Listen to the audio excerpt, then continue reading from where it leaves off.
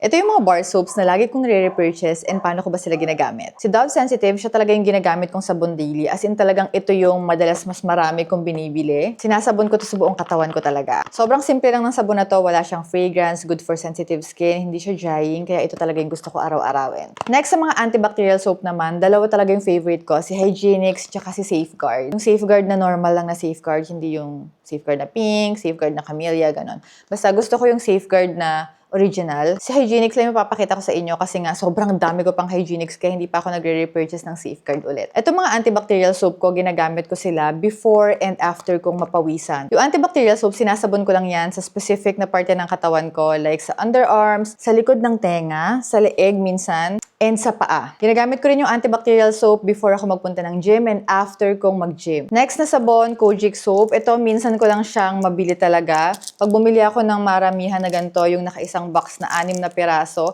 siguro mga ilang buwan pa ulit bago ako bumili ng Kojic soap kasi minsan ko lang to gamitin. Ginagamit ko lang to sa mga dark areas ng body ko like sa siko, sa tuhod, ganyan. Sa paa, ginagamit ko rin to kasi meron akong mga sandals na sobrang sikip sa akin. Tapos pag ginamit ko sila, napapaltusan yung paa ko, medyo nagpepeklat siya. Hindi ko siya ginagamit sa buong katawan ko kasi nga drying to. Ayoko rin talaga kasi ng mga sabon na sobrang drying. Kaya yung antibacterial, yung Kojic, may specific na parts lang yan ng body ko kung saan ko sila gagamitin. And last, Tawa soap. Ito ginagamit ko lang talaga to before ako mag-gym para hindi sobrang basang-basa yung underarms ko pag nag-gym ako. Hindi siya pawis na pawis. Nakakatulong din talaga to. Kung gagamit ka ng Tawa soap, sa underarms mo lang talaga siya ilalagay. Huwag sa buong katawan mo kasi meron siyang squeaky clean feeling talaga. Kasi talagang parang sobrang linis ng balat mo. Tapos yung tubig, pag binuhusan mo ng tubig yung area na sinabunan mo neto, magbibilog-bilog yung tubig kasi nga ganun yung effect talaga niya. Ganun yung binibigay niyang effect. Tutuyuin talaga niya yung underarms mo. So, ginagamit ko lang talaga to pag mag-gym ako.